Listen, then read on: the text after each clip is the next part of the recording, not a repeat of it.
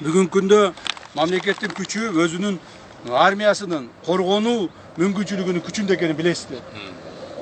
Акыркы 2 жылда мамлекет 1 миллиард доллар акчаны коргонуу мүмкүнчүлүгүнө жумшады. Бул эмне?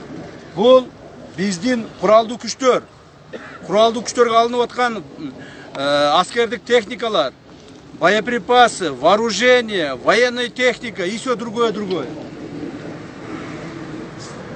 Biz мурдагыдай эмеспиз, Кудайга шүгүрбүз азыркы күндө. Азыркы күндө толук бойдон башка мамлекеттерден кем калбай турган курал жаракка ээ болду.